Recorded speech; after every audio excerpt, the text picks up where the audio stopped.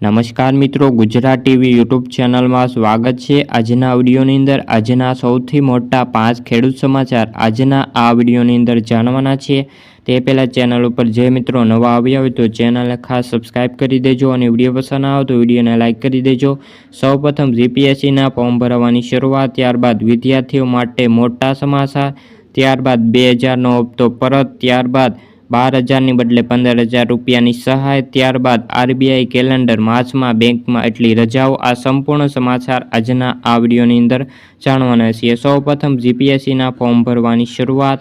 GPSC પરીક્ષા માટે આજથી ફોર્મ ભરવાની શરૂઆત થઈ ગઈ છે, જેમાં તારીખ 108ની જાહેરાત માટે એટલે કે તારીખ 28/2025થી ફોર્મ ભરવાની શરૂઆત થઈ ગઈ છે અને ઓનલાઈન વેબસાઇટ બપોરે 1 વાગ્યાથી ઉમેદવારો આ ફોર્મ ભરી શકાશે અને ઉમેદવારો 15 માર્ચ સુધી ઓનલાઈન ફોર્મ ભરી શકાશે। ત્યારબાદના સમાચાર વિદ્યાર્થી માટે આવ્યા છે મોટા સમાચાર। ગુજરાત રાજ્ય શાળા પાઠ્યપુસ્તક મંડળ દ્વારા આગામી શૈક્ષણિક વર્ષ 25 અને 26 માટે રાજ્યના પ્રાથમિક અને માધ્યમિક શિક્ષણમાં મોટા ફેરફાર કરવામાં આવ્યા છે। મંડળ દ્વારા ધોરણ 1, 6 અને 7, 8 અને 12ના પાઠ્યપુસ્તકમાં બદલાવ કરવાનો મહત્વપૂર્ણ નિર્ણય કરવામાં આવ્યો છે। આ નવા ફેરફારો નવા શૈક્ષણિક સત્રથી અમલમાં મૂકવામાં આવશે। ત્યારબાદના સમાચાર ખેડૂતોને 2000નો હપ્તો પરત। પીએમ કિસાન સન્માન નિધિ યોજનામાં લાભ લેતા પતિ અને પત્ની માટે આવ્યા છે મોટા સમાચાર।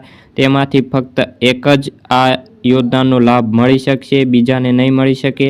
બીજાએ લીધેલી સન્માન નિધિ યોજનાની જે રકમ છે પરત કરવાની રહેશે। વિભાગ દ્વારા કરવામાં આવેલી ચકાસણીમાં લગભગ 5,733 આવા દંપતીઓ મળી આવ્યા છે, જેમાંથી આ યોજનામાં બંને લાભ લઈ રહ્યા છે તેની સામે વસૂલાતની પ્રક્રિયા પણ શરૂ કરવામાં આવી છે। આ વસૂલાતના સમાચાર મળતા જ 1,600 ખેડૂતોએ પોતા જ સન્માન નિધિની જે રકમ છે કૃષિ વિભાગને પરત કરી દીધી છે। ત્યારબાદના સમાચાર 12,000ને બદલે 15,000 રૂપિયાની સહાય।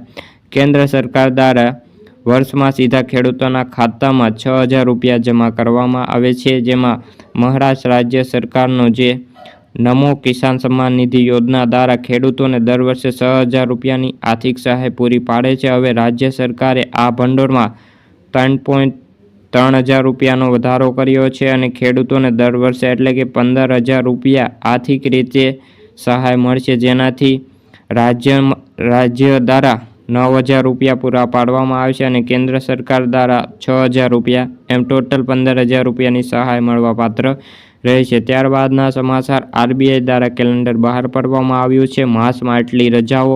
માસની અંદર મહિનાની રજાની વાત કરીએ તો હોળી, ધૂળેટી, રમજાન, ઈદ અને ગુડી પડવા જેવા મહત્વપૂર્ણ તહેવારની જે રજાઓ આવી રહી છે, જેથી માર્ચમાં ઘણા દિવસો સુધી બેંક બંધ રહેવાની છે અને તમારે બેંકના ધક્કા ખાવાના નથી। આરબીઆઈના કેલેન્ડર મુજબ માર્ચ મહિનામાં 12 દિવસ માટે બેંકો બંધ રહેશે। આ માટે રજા લિસ્ટ પણ જાહેર કરી દેવામાં આવ્યું છે। તો મિત્રો, આ છે સૌથી મોટા આજના 5 ખેડૂત સમાચાર। જો તમને વિડીયો ગમ્યો તો વિડીયોને લાઇક, ચેનલ સબસ્ક્રાઇબ કરી દેજો। ફરી મળીશું બીજા વિડીયો સાથે। ત્યાં સુધી જય જવાન, જય કિસાન।